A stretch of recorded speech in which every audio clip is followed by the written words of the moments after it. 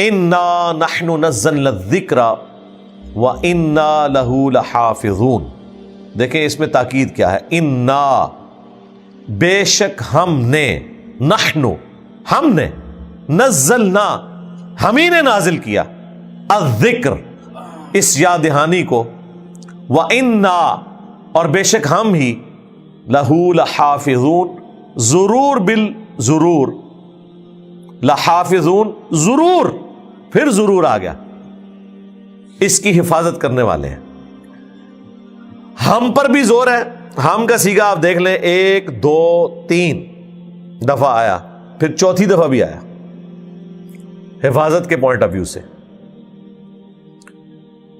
تاکید آئی 3 دفعہ کہ ہم اس کی حفاظت کرنے والے ہیں، اور تاکید آئی 3 دفعہ کہ بے شک ہم ہی نے اسے نازل کیا. یہ قرآن حکیم میں وہ مقام ہے جو قرآن حکیم کی حفاظت کا ذمہ اللہ تعالیٰ نے لیا.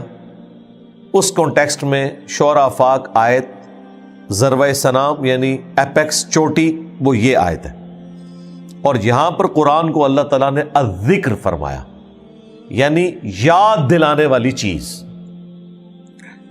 قرآن کس کی یاد دلانے والی کتاب ہے؟ اللہ کی. الذکر دی ریممبرنس، یعنی یہ وہ کتاب ہے جو یاد دلاتی. اچھا، آپ کو اگر کسی کی یاد دلائی جائے تو اس شخصیت کی، اس ہستی کی یاد دلائی جاتی ہے جس کا تعارف آپ کو آلریڈی معلوم ہو لیکن کسی وجہ سے آپ بھلا چکے ہوئے ہو.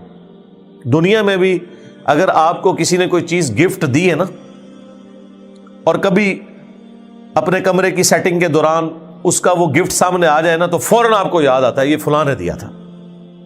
یعنی اس کا تعارف پہلے آپ کے پاس ہوتا ہے، وہ گفٹ آپ کو یاد دلاتا ہے کہ یہ مجھے کسی نے دیا تھا. قرآن وہ گفٹ ہے، وہ یاد دہانی ہے جو ہماری انسٹنکٹ میں اللہ تعالیٰ نے توحید ڈال دی تھی، جو اللہ تعالیٰ نے ہماری روحوں سے عہد لیا تھا. الست بربکم قالوا بلا، سورۃ الاعراف میں آیا. سب نے کہا تھا کہ اے ہمارے رب، بے شک تو ہی ہمارا پروردگار ہے. تو ہماری یادوں میں کہیں دفن ہے یہ چیز توحید، اسے دوبارہ سے یاد دلانے والی چیز جو ہے وہ قرآن ہے. قرآن اللہ تعالیٰ کا بہترین ذکر ہے. ظاہر ہے اللہ تعالیٰ کا تعارف اس کے اندر موجود ہے، اللہ تعالیٰ کی تعریف اس کے اندر موجود ہے. اب وہ آیات جن میں اللہ تعالیٰ نے یہ ذکر کیا کہ اللہ تعالیٰ کو کثرت سے یاد کرو، وَاذْكُرُوا اللَّهَ كَثِيرًا، اللہ تعالیٰ کو کثرت سے یاد کرو تاکہ تم کامیاب ہو جاؤ. تو اللہ کا جو یاد والا معاملہ ہے، اللہ کا ذکر والا معاملہ ہے، جس میں ہمارے دلوں کا سکون ہے، جو ہم پچھلی سورت میں پڑھ چکے سورہ الرعد کے اندر، الا بذکر اللہ تطمئن القلوب، آگاہ ہو جاؤ بے شک اللہ کی یاد میں دلوں کا سکون ہے. اس میں میں نے تفصیلی آلموسٹ کوئی 40 منٹ کی گفتگو کی تھی اور بتایا تھا کہ اللہ تعالیٰ کا جو ٹاپ آف لسٹ ذکر ہے وہ قرآن ہے. اللہ کی تعریف بھی ہے، اللہ کو یاد دلانے والی چیز ہے، اور الذکر نصیحت کے معنوں میں بھی آتا ہے. نبی الاسلام بھی اللہ تعالیٰ کی طرف سے ذکر کرنے والے ہیں، یاد دہانی کروانے والے ہیں. وما ارسلناک الا رحمۃ للعالمین، وما ارسلناک الا کافۃ للناس بشیرا ونذیرا، یعنی یہاں پہ ہے ڈر سنانے والا، خوش خبری دینے والا. وما ہوا الا ذکر للعالمین، یہ نبی تو نہیں ہے مگر نصیحت تمام جہان والوں کے لیے. نبی الاسلام کے لیے بھی آیا، قرآن کے لیے بھی آیا، اللہ کا تعارف کروانے والے. تو میں نے یہ بتایا تھا کہ ٹاپ آف لسٹ جو ذکر ہے وہ قرآن، پھر اس کے بعد جو فرائض ہیں ہم پر، ان میں بھی ٹاپ کے اوپر نماز. وَأَقِمِ الصَّلَاةَ لِلذِّكْرِ، میرے ذکر کے لیے، یاد کے لیے نماز کو قائم رکھنا، اور باقی جو ذکر ہے جو ہم اٹھتے بیٹھتے اللہ تعالیٰ کو یاد کرتے ہیں، اس کا تو پروٹوکول بھی کوئی نہیں۔ الذین یذکرون اللہ قیاما وقعودا وعلی جنوبہم، اٹھتے بیٹھتے کروٹوں پر لیٹے اللہ کا ذکر کرتے ہیں، اللہ کو یاد کرتے ہیں۔ صبح شام کی دعائیں ہیں، وہ بھی ذکر کی ایک فارم ہے، لیکن ٹاپ آف لسٹ قرآن۔ یہ وہ آیت ہے سورۃ الحجر کی آیت نمبر 9 جو اس بات کا ثبوت ہے کہ اللہ تعالیٰ نے قرآن کی حفاظت کی ذمہ داری لی ہے، لیکن لیکن لیکن صرف عربی ٹیکسٹ کی، قرآن کی تفسیر جو ہے اس میں کوئی ڈنڈی مار سکتا ہے، اس کی عربی کو کوئی چینج نہیں کر سکتا، اور اس ماڈرن ورلڈ میں تو اس کے ترجمے کو بھی کوئی چینج کر ہی نہیں سکتا۔ کیوں؟ اب تو ایک زبان دوسری میں ٹرانسلیٹ کرنی ہے، وہ کمپیوٹر کر کے دے گا، اور کمپیوٹر نہ بریلوی ہے، نہ دیوبندی ہے، نہ اہل حدیث ہے، نہ شیعہ ہے۔ کمپیوٹر ہے، وہ عربی لنگوسٹک کا جو اپروپریٹ معنی بنتا ہے وہ آپ کو بتائے گا، اس میں کوئی ڈنڈی نہیں مارے گا۔ اب قرآن کے ساتھ کوئی اس طرح کا کھلواڑ بالکل نہیں کر سکتا کہ وہ ترجمہ اس کا بدل دے، ہاں وہ پریکٹیکلی بدل بھی دے، کوئی فرق نہیں ہوگا، پکڑا جائے گا۔ تفسیر جتنی مرضی وہ غلط لکھے پکڑی جائے گی، لیکن اللہ تعالیٰ کی طرف سے کوئی ایسی پکڑ نہیں ہوگی کہ کوئی غلط اس کی انٹرپریٹیشن کر رہا ہے اور اس کے اوپر کوئی پکڑ آ جائے، وہ آپ کے لیے آزمائش ہوگا۔ لیکن قرآن پاک کا جو ٹیکسٹ ہے نا، اس کی ذمہ داری اللہ تعالیٰ نے لی ہے، جس کا پریکٹیکل ثبوت یہ ہے کہ جن جن لوگوں نے تباہ آزمائی کرنے کی کوشش کی، ان کی کوشش ناکام رہی۔ اس وقت بھی دنیا میں لاکھوں میں نہیں، کروڑوں میں تعداد ہے ایسے لوگوں کی جو قرآن کو حفظ کیے ہوئے ہیں۔ آپ دیکھیں قرآن جب پرنٹ ہوتا ہے نا، اس کے اینڈ پہ لکھا ہوتا ہے کم از کم 4-5 حفاظ کی طرف سے سگنیچر ہوتے ہیں کہ ہم نے اسے حرف بہ حرف پڑھا ہے اور یہ بالکل درست ہے۔ اچھا، یہ کتاب کو ہم حضرت عثمان غنی رضی اللہ تعالیٰ عنہ کے نسخے سے جا کے میچ نہیں کرتے جو ٹرکی میں رکھا ہوا ہے یا رشیا میں، وہاں کس کی اپروچ ہے، اور یہ لے بھی جائیں تو میچ کر ہی نہیں سکتے، اس پہ تو زبر زیر پیش ڈلے ہی نہیں ہوئے ہیں، اور وہ تو ایک دوسرے خط میں لکھا ہوا ہے، وہ جو یہاں کے لوگ تو جانتے ہی نہیں ہیں۔ حفاظ کی کریمنگ اسے محفوظ بناتی ہے، اور وہ اس کی پروف ریڈنگ کرتے ہیں ایک ایک چیز کی، جو انہوں نے نسل در نسل ٹرانسفر کیا ہے۔ نبی علیہ السلام نے صحابہ کو سکھایا ہے، صحابہ نے تابعین کو، تبع تابعین کو، اس طریقے سے یہ ساری کی ساری چیز ٹرانسفر ہوئی اجماع امت سے، عملی تواتر سے۔ قرآن کی حفاظت اللہ تعالیٰ نے جو ذمہ لیا، اس کو اللہ تعالیٰ نے پورا کروایا امت کے ذریعے، کیونکہ ہمارے سامنے تو قرآن نازل نہیں ہوا، یہ خدمت اللہ نے امت کے سپرد کی۔ بڑے بڑے لوگ ڈنڈیاں مار کے گئے، قرآن کے کسی لفظ کو چینج نہیں کر سکے۔ آج ہم گمراہ فرقوں کو جو اتنے اعتماد کے ساتھ للکارتے ہیں کہ قرآن میں یہ لکھا ہوا ہے، آپ مجھے بتائیں اگر قرآن تبدیل ہو جاتا تو انہوں نے تو ہمارے دنیا میں چھوڑے جانے سے پہلے ہی اپنی مطلب کی آیات بیچ میں داخل کر لینی تھی۔ آج ان کے لیے مصیبت بنی ہوئی ہے، نہ انہیں غلط کہہ سکتے ہیں۔ وہ کہتے ہیں نہیں تفسیر کی بنتی ہے، تفسیر کا فلاں عالم نے لکھی، ہم کہتے ہیں نہیں قرآن میں تو یہ لکھا ہوا ہے، بھاگ نہیں سکتے۔ اور یہی وجہ ہے کہ قیامت والے دن ہر شخص اللہ کی بارگاہ میں اکاؤنٹیبل ہے۔ جو شخص یہ کوئی گلہ شکوہ کر سکتا تھا نا کہ میں نے وقت کے پیغمبر کو اپنے سامنے نہیں پایا، اللہ نے اس کا گلہ شکوہ دور کر دیا، پیغمبر کا خلیفہ وصی قرآن کی شکل میں قیامت تک کے لیے محفوظ کر دیا۔ نبی الاسلام بھی تو اپنے بعد یہی قرآن ہی دے کے گئے نا۔ اگر قرآن کی حفاظت کی ذمہ داری اللہ تعالیٰ نہ لیتا تو پھر اللہ تعالیٰ کو پیغمبر بھیجنے پڑنے تھے، ادروائز اللہ تعالیٰ کی صفت عدل چیلنج ہو جاتی، کیونکہ اگر میرے تک تعلیمات ہی صحیح نہیں پہنچی ہیں تو میں اللہ کے حضور کیسے پکڑا جاؤں گا؟ اللہ تعالیٰ نے اس چیز کو انشور کیا قرآن کو محفوظ کر کے، کیونکہ پیغمبر کوئی نہیں آنا تھا۔ لہذا ختم نبوت کے اوپر ایک دلیل یہ بھی ہے کہ قرآن کو اللہ نے محفوظ کر دیا۔ لوگ کہتے ہیں اگلی کتابیں الہامی، کیا وہ لاڈلی کتابیں نہیں تھی؟ بالکل تھی، انہیں کیوں نہیں محفوظ کیا؟ اس لیے کہ اس وقت اگر کوئی کتاب کے ساتھ ہیرا پھیری کرتا تھا نا تو وقت کا پیغمبر موجود ہوتا تھا۔ بخاری مسلم میں حدیث ہے کہ بنی اسرائیل کی سیاست جو تھی نا وہ بھی انبیاء کے ہاتھ میں تھی. کوئی بھی نبی اس وقت تک فوت نہیں ہوتا تھا جب تک کہ وہ اپنے حکومتی معاملات کو اگلے نبی کو ٹرانسفر نہ کرتے.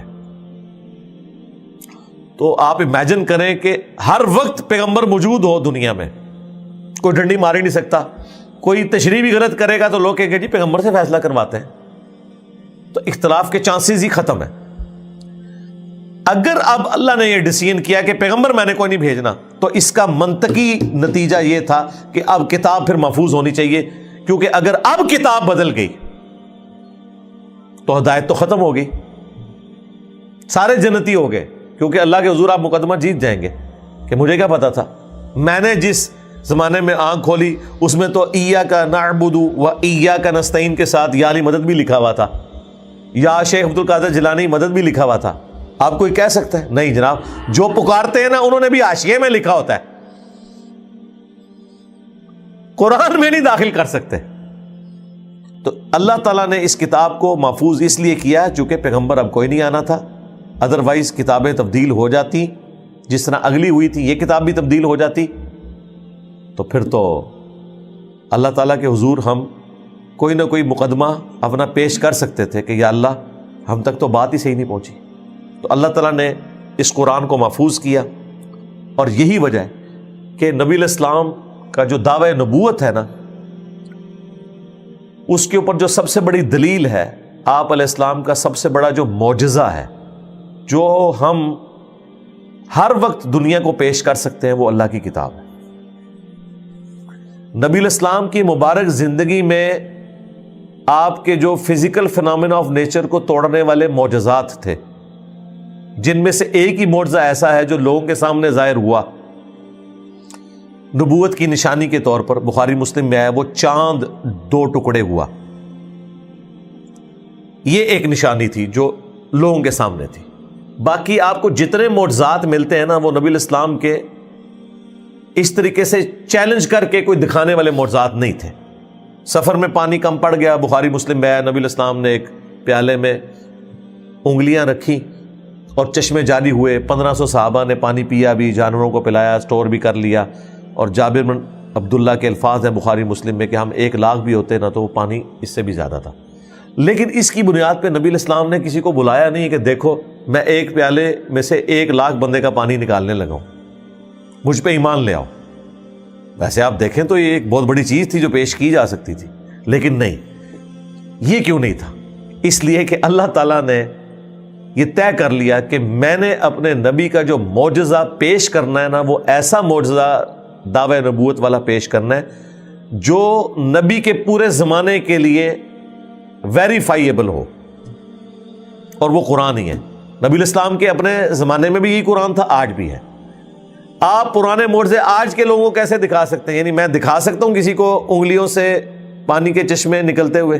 نہیں دکھا سکتا, کوئی ویڈیو موجود نہیں ہے. جو ریکارڈ ہے وہ تو ہمارا کلیم ہے نا حدیث کا, وہ تو نہیں وہ مانتے, لیکن ہم قرآن پیش کر سکتے ہیں. اب آپ سوچیں گے قرآن کیسے پیش کر سکتے ہیں؟ پہلی دلیل تو ہم یہ دیں گے کہ قرآن اللہ تعالیٰ نے محفوظ کیا, دیکھ لو اس میں کوئی فرق نہیں ہے. کلمی نسخے موجود ہیں قرآن کے مختلف میوزیمز کے اندر, جن میں کافروں کے میوزیم بھی ہیں. کاربن ڈیٹنگ ہو جاتی ہے, آپ کو پتہ ہے چند سال پہلے انگلینڈ کے میوزیم کے اندر بھی ایک ایسا نسخہ نکلا جو حضرت عثمان غنی رضی اللہ تعالیٰ عنہ کے دور کا تھا. سورہ طٰہٰ کی آیات تھیں اور باقی صورتیں تھیں چند ایک, اور کوئی فرق نہیں ہے اس میں. ایون کافر بھی یہ مانتے ہیں کہ جو مصحف عثمانی ہے, جس کے اوپر اتفاق ہے پوری امت کا, سنی ہو شیعہ ہو, وہ پوری دنیا میں ایک ہی ہے. اور ایسی حفاظت ہے کہ آپ انڈونیشیا کا مسلمان اٹھائیں, اسے کہیں کہ سورہ فاتحہ پڑھنی شروع کرے الحمدللہ رب العالمین, اور افریقہ کے مسلمان کو کہیں کہ اگلی آیت پڑھ, وہ پڑھے گا الرحمن الرحیم. پھر رشیا کے مسلمان کو کہیں اس سے اگلی والی پڑھ, وہ کہے گا مالک یوم الدین. اور کوئی 2 مسلمان کسی بھی اعتبار سے اختلاف نہیں کریں گے. یہ بہت بڑا معجزہ ہے. تو اللہ تعالیٰ نے قیامت تک کے لیے معجزہ رکھا قرآن, تاکہ نبی علیہ السلام کی نبوت قیامت تک کے لیے جسٹیفائی ہو کہ قرآن حکیم کو آپ کسی بھی دور کے ٹیسٹ کے اوپر پیش کر سکتے ہیں۔ اس زمانے میں عرب کے لوگوں کو اپنی زبان پر بڑا ناز تھا۔ قرآن وہ کلام ہے جس کو سن کر شعراء نے اپنے کلام پھاڑ دیے کہ اس طرح کا کلام ہم نہیں لکھ سکتے۔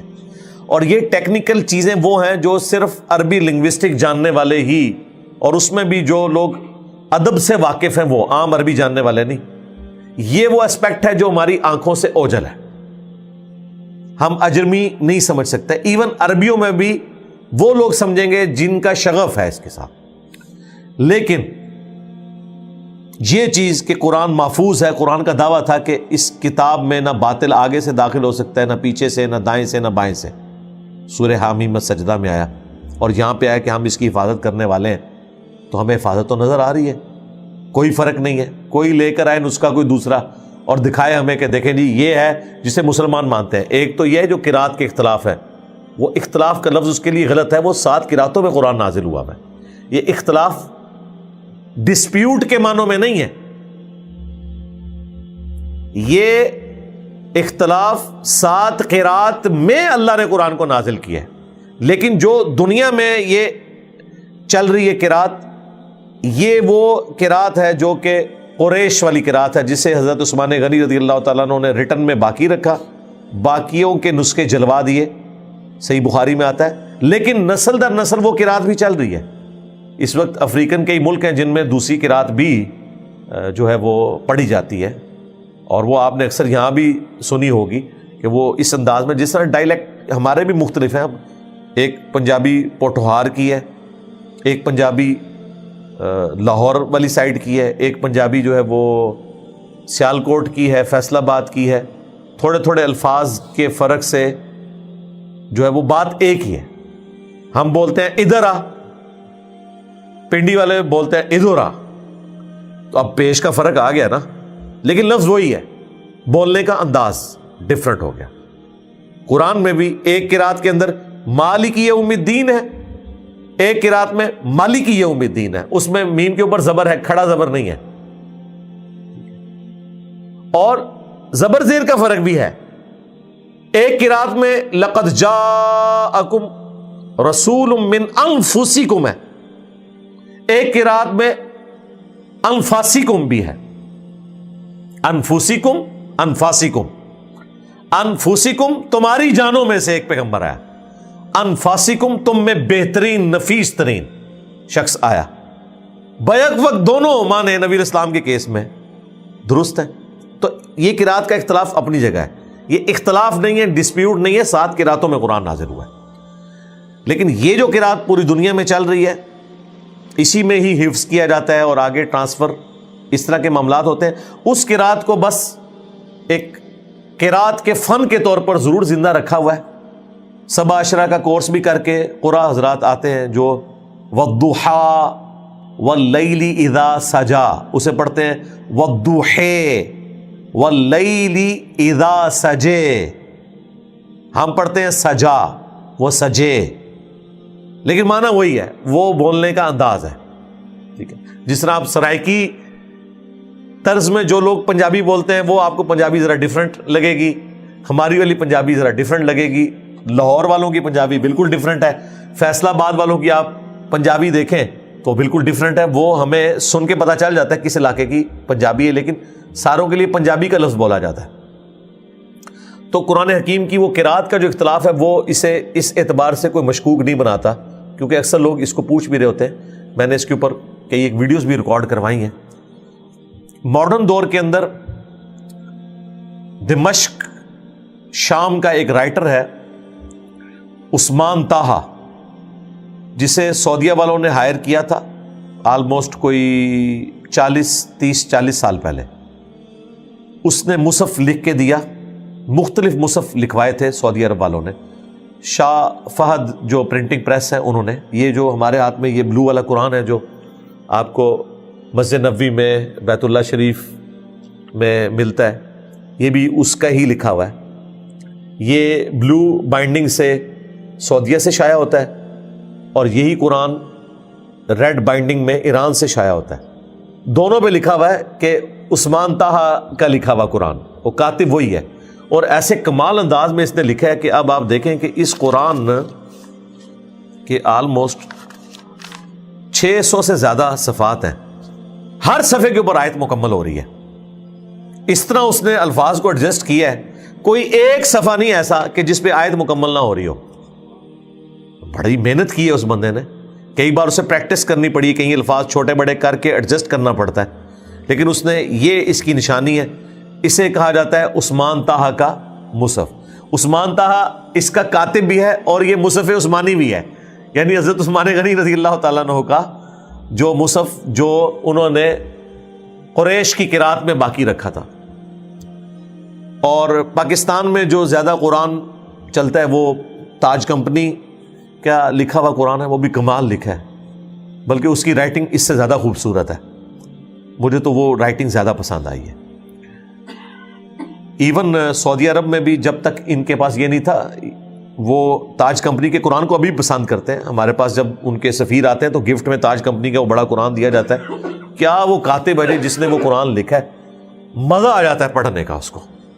اور یہاں پہ جتنے الفاظ ہیں نا وہ تاج کمپنی والے قرآن سے نا حفظ کرتے ہیں. اسے کہتے ہیں 16 سطروں والا قرآن، یعنی 16 لائنوں والا قرآن ہے. اس قرآن میں 16 لائنیں ہوتی ہیں ہر صفحے کے اوپر. ہر صفحے پہ آیت تو نہیں مکمل ہوتی، لیکن وہ 16 لائنوں والا قرآن ہے. اور بڑے زبردست انداز میں جو ہمارے جتنے بھی یہاں حافظ ہیں انہیں ان کے دماغ میں بھی چل رہا ہوتا ہے کہ یہ اس صفحے پہ اس جگہ کر کے آیت آتی ہے. ظاہر ہے وہ پڑھ کے نا وہ دماغ میں خود بخود بیٹھ جاتی ہے چیز. جو بھی آپ قرآن پڑھتے ہیں، میں بھی جو قرآن بار بار پڑھتا ہوں مجھے اندازہ ہو جاتا ہے کہ اس صفحے پہ جا کے اس پورشن پہ وہ آیت آتی ہے. صفحہ نمبر نہ یاد ہو لیکن آئیڈیا ہوتا ہے کہ میں نے جو پڑھی تھی وہ ادھر آتی ہے جا کے. تو اس طریقے سے وہ لائنوں والا جو 16 لائنوں والا قرآن ہے. سعودی عرب کا جو قرآن ہے وہ 15 لائنوں والا ہے لکھا ہوا. یہ والا بلو قرآن مختلف یعنی دنیا میں چیزیں چل رہی ہیں لیکن قرآن وہی ہے. یہ انہوں نے خط نسخ میں لکھا ہے جو ہم گول گول الفاظ لکھتے ہیں. لیکن آپ سعودی عرب میں جائیں تو انہوں نے جو اپنا قرآن ہے وہ گرین بائنڈنگ میں ہے. وہ چپٹے الفاظ ہوتے ہیں، اسے کیا کہتے ہیں جی، خط ریحان کہتے ہیں. ہاں، چپٹے جو الفاظ لکھے جاتے ہیں. ہمیں تو وہ پڑھتے ہوئے بھی نا ذرا دقت ہوتی ہے، ظاہر ہے وہ ہمارا پڑھے جانے والا خط نہیں ہے، لیکن عربی اس خط کو پڑھتے ہیں. اچھا، لیکن اس میں پھر آپ دیکھیں اس میں جو کھڑا زبر، کھڑی زیر اور الٹا پیش یہ نہیں ہوتے.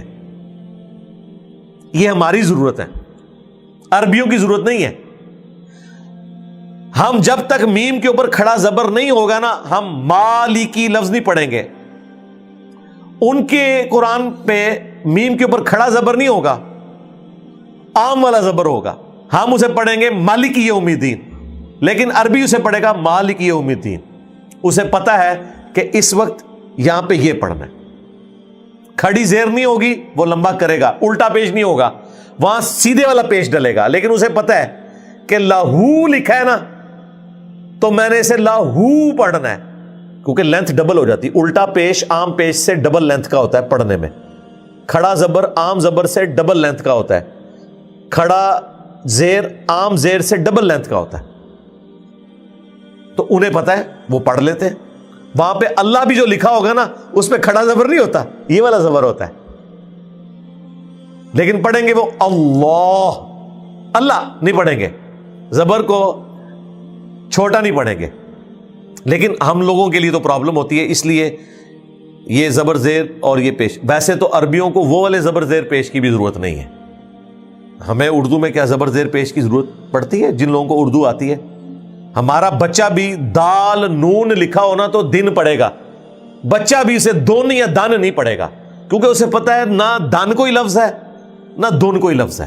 اور اگر کوئی الفاظ ہوں بھی تو وہ جملے سے پتہ لگا لیتا ہے کہ یہ لفظ میں ہے یا میں ہے. اب مجھے بتائیں میں اور میں ایک جیسے لکھے جاتے ہیں، کیا اور کیا ایک جیسے لکھے جاتے ہیں. ہم جملے سے اندازہ لگا لیتے ہیں کہ میں نے اس کو کیا پڑھنا ہے یا کیا پڑھنا ہے. ہاں، لیکن جن لوگوں کو اردو نہیں آتی انہیں تو سکھانا پڑے گا کہ بھائی یہ یہاں پہ کیا ہے، یہ کیا ہے. اسی طریقے سے عربیوں کو کوئی مسئلہ نہیں ہے، وہ مصحف کو بغیر زبر زیر پیش کے پڑھ سکتے ہیں، کوئی ان کے لیے پرابلم نہیں ہے. اور اسی طریقے سے جن لوگوں نے زبانی قرآن یاد کیا ہوا ہے انہیں چاہے عربی لنگوسٹک نہ بھی آتی ہو، ہمارے حفاظ کو عربی کدھر آتی ہے، عربی پروناؤنس کرتے ہیں، عربی لینگویج ان کو نہیں آتی ہے، اس کی اٹھان کیا ہے، عربی کی ڈکشنری کیا ہے، اس کے باوجود آپ دیکھیں وہ بالکل ٹھیک پڑھتے ہیں۔ علماء غلط پڑھ دیتے ہیں، جنہیں عربی کا ترجمہ بھی آتا ہے، جنہیں عربی لنگوسٹک بھی آتی ہے، وہ غلط پڑھ دیتے ہیں۔ قاری حضرات جو حفاظ ہیں، جنہیں صحیح قرآن آتا ہے، وہ لفظ کو غلط نہیں پڑھتے، کیوں؟ انہوں نے اپنی کرامنگ سے یاد کیا ہوا ہے۔ جس طرح ہم نے سورہ فاتحہ یا قرآن کی جو صورتیں ہم فریکوینٹلی پڑھتے ہیں وہ ہم نے کیسی یاد کی ہوئی ہیں، ہمیں تو کوئی غلطی نہیں لگتی اس میں۔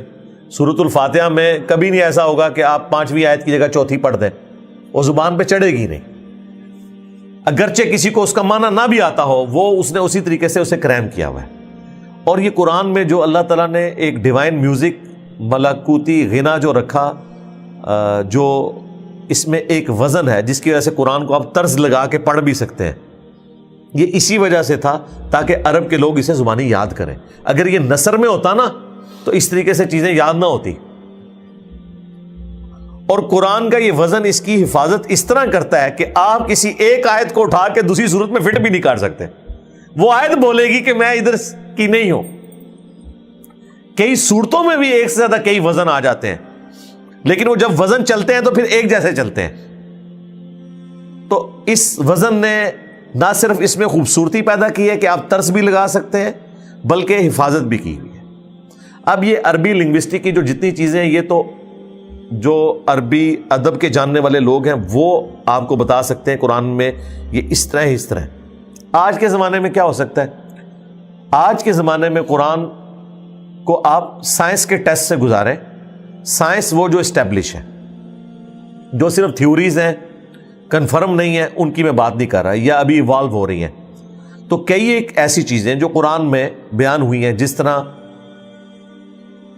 ماں کے پیٹ میں بچے کی جو پرورش ہے وہ کس طرح ہوتی ہے، کن سٹیجز سے، یہ تو ہمیں آج سے تقریباً 60-70 سال پہلے جب الیکٹرانک مائکروسکوپ کی انوینشن ہوئی ہے تو پتہ چلا ہے، لیکن قرآن میں جو ترتیب اس کی بیان ہوئی ہے سورہ الحج میں، سورۃ المومنون کے اندر، کہ کن سٹیجز سے گزرتا ہے، یہ وہ چیزیں ہیں جو ہم بتا سکتے ہیں۔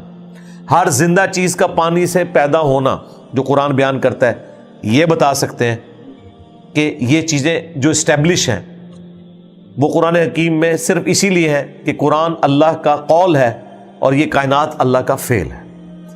قرآن اور ماڈرن سائنس، اس کے اوپر میری تفصیلی ویڈیو ہے ہدایہ وکٹری چینل کے اوپر، تو کئی ایک میری ویڈیوز ہیں جو آپ دیکھ سکتے ہیں، اس حوالے سے میں نے ڈسکشن کی ہوئی ہے۔ اور اب جو میتھمیٹکس کے شوقین لوگ ہیں انہوں نے تو قرآن کے اندر سے بہت کچھ نکالا ہے، کہ قرآن میں جو آسمان کا لفظ السماء آیا ہے نا، جتنی دفعہ اتنی دفعہ الارض آیا ہے، یہ کتنا بڑا اس نے اتفاق ہے۔ اس کا مطلب ہے کہ اگر کہیں پہ کوئی ہیرا پھیری ہو تو پکڑی جائے گی۔ اسی طریقے سے پانی اور خشکی کا جو ذکر آیا ہے وہ اسی ریشو پروپورشن سے آیا ہے جتنا اس پلانٹ ارتھ کے اوپر پانی اور خشکی کا ریشو پروپورشن ہے۔ 67% آلموسٹ پانی ہے اور 33% خشکی ہے۔ اس طرح کی کئی ایک میتھمیٹیکل چیزیں ہیں۔ اس کے لیے آپ ہارون یحییٰ، تو ان کا کلمی نام ہے، عدنان اختر نام ہے، ٹرکی کے ایک اسکالر ہیں، انہوں نے کئی ایک ویڈیوز بنائی ہیں۔ ویسے وہ اور بےہودہ کام بھی کرتا ہے، لیکن یہ کام اس نے بڑا اچھا کیا ہے، کتابیں بھی لکھی ہیں اور کئی ایک ویڈیوز ہیں۔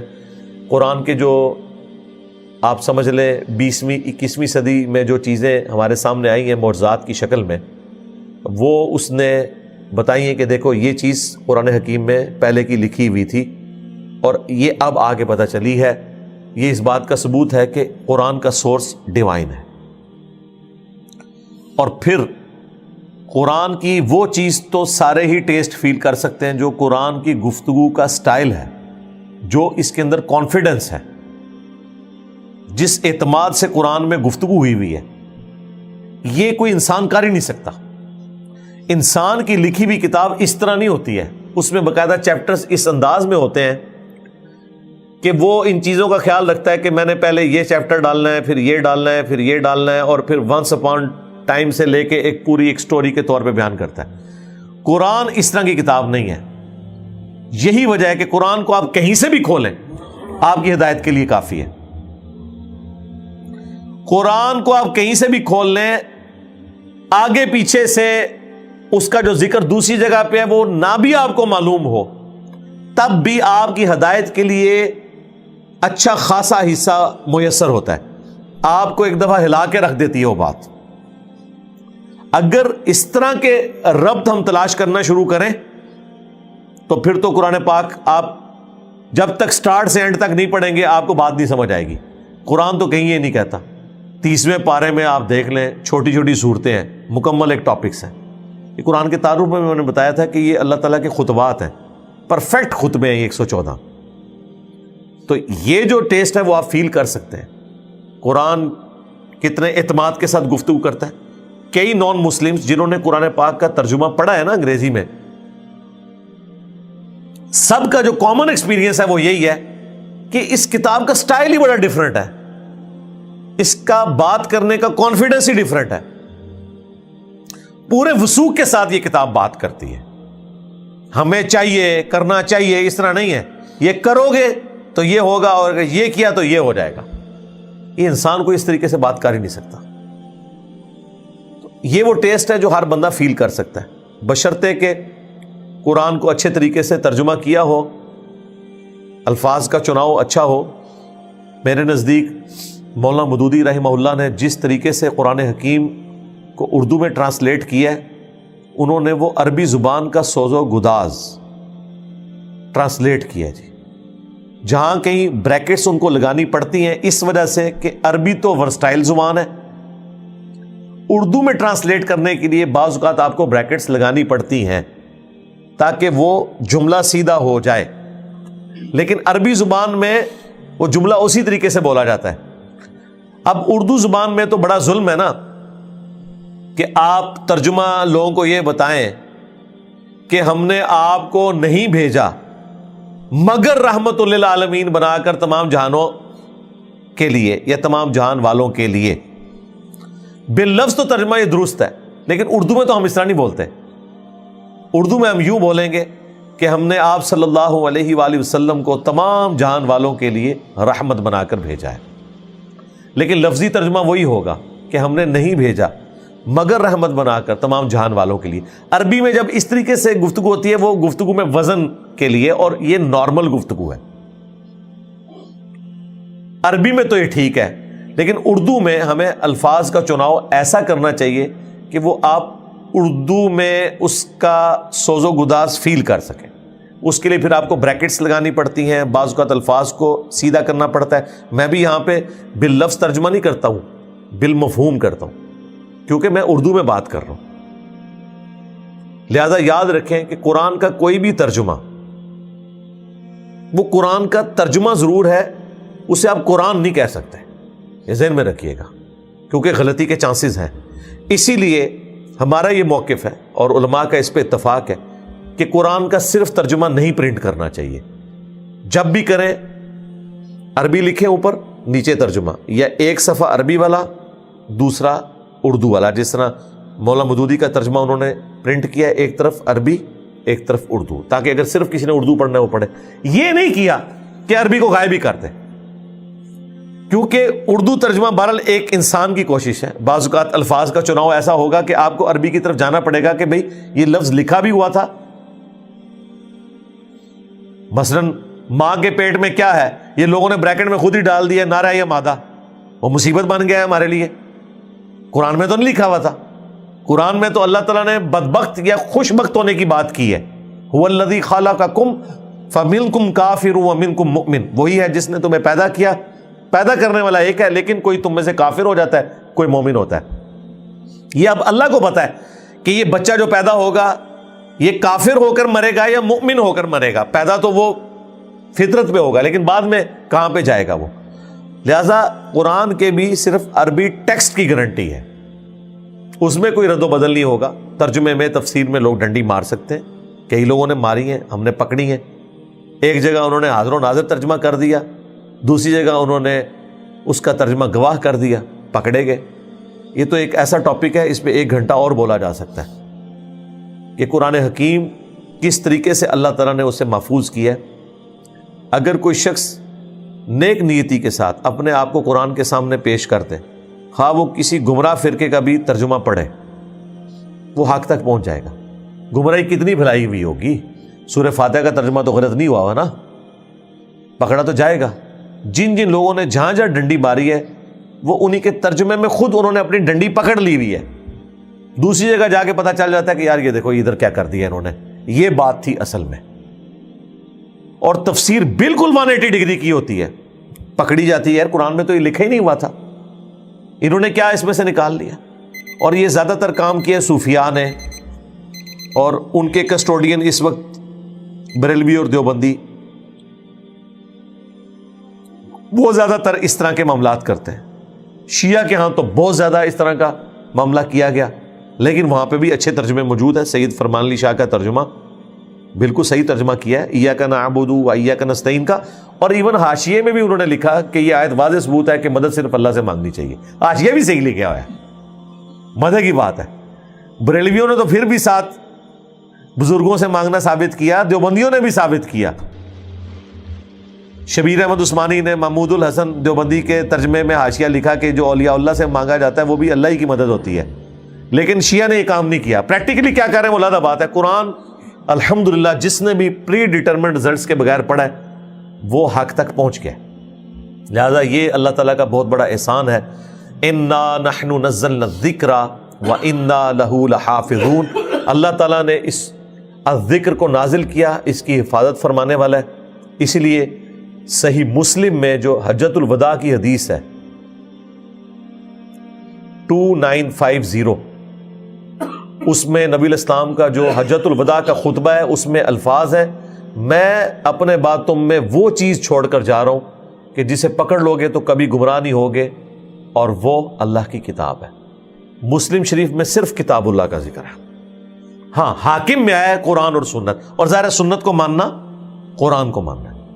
اور جو غدیر خم کا خطبہ ہے مسلم شریف میں اوپر تلے 4 احادیث 6225 سے 6228 تک، وہ قرآن کی تعریف میں اس سے بہتر الفاظ اور کسی حدیث میں نہیں آئے۔ اے لوگو آگاہ ہو جاؤ، میں بھی ایک انسان ہوں، قریب ہے کہ اللہ کا قاصد میرے پاس آئے اور میں اس کی دعوت کو قبول کر لوں۔ میں اپنے بعد تم میں 2 بھاری چیزیں چھوڑ کر جا رہا ہوں، ان میں سے پہلی چیز اللہ کی کتاب ہے، اس میں ہدایت ہے، اس میں نور ہے۔ اللہ کی کتاب اللہ کی رسی ہے، وہی وَاعْتَصِمُوا بِحَبْلِ اللَّهِ جَمِيعًا وَلَا تَفَرَّقُوا، جو اسے پکڑے گا ہدایت پر ہوگا، جو چھوڑ دے گا وہ گمراہ ہو جائے گا۔ اور دوسری بھاری چیز میرے اہل البیت ہیں، میں اپنے اہل البیت کے معاملے میں تمہیں اللہ کا خوف دلاتا ہوں۔ یہ جملہ آپ نے 3 دفعہ ریپیٹ کیا۔ پھر بخاری مسلم میں حدیث ہے، عبداللہ ابن ابی اوفا سے پوچھا گیا کہ کیا نبی الاسلام نے اپنا وصی کسی کو بنایا تھا؟ ان کا رسول اللہ صلی اللہ علیہ وآلہ وسلم نے ہمیں قرآن کے مطابق چلتے رہنے کی وصیت کی تھی، یہ ہے وصی۔ بخاری مسلم میں حدیث ہے، نبی الاسلام جب بھی خطبہ دیتے، مسلم میں تو تفصیل کے ساتھ ہے 2005 نمبر حدیث، تو یہی کہتے ہیں اما بعد فإن خیر الحدیث کتاب اللہ وخیر الہدی ہدی محمد صلی اللہ علیہ وآلہ وسلم۔ آگاہ ہو جاؤ، سب سے بہترین کلام اللہ کی کتاب ہے، سب سے ہدایت یافتہ راستہ محمد صلی اللہ علیہ وآلہ وسلم کا ہے۔ بدترین کام وہ ہیں جو دین میں خود سے داخل کیے جائیں، یہ کام بدعتیں ہیں، تمام بدعتیں گمراہیاں ہیں، اور تمام گمراہیاں جہنم میں لے جانے والی ہیں۔ پچھلے دنوں جو سویڈن میں قرآن کی گستاخی ہوئی، تو اس کانٹیکسٹ میں نے تفصیلی ویڈیو بھی ریکارڈ کروائی تھی، جسے اور مواد چاہیے ہو تو وہ اس حوالے سے دیکھ لے۔ باقی یہ آیت اس چیز کی متقاضی تھی کہ ہم اس کے اوپر تفصیلی گفتگو کرتے، اس لیے میں نے اسے تفصیل کے ساتھ بیان کیا، کوئی تشنگی اس حوالے سے باقی نہ رہ جائے۔ اللہ تعالیٰ سے دعا ہے جو حق بات میں نے کہی ہمارے دلوں میں راسخ فرمائے، اگر جذبات میں میرے منہ سے کوئی غلط بات نکل گئی تو ہمارے دلوں سے اسے دھو ڈالے، ہمیں معاف بھی کر دے، ہمیں کتاب و سنت کی تعلیمات پر عمل کر کے دوسرے بھائیوں تک پہنچانے کی توفیق عطا فرمائے۔ سبحانک اللہم و بحمدک، اشہد ان لا الہ الا انت، استغفرک و اتوب الیک، وما علینا الا البلاغ المبین۔ جزاک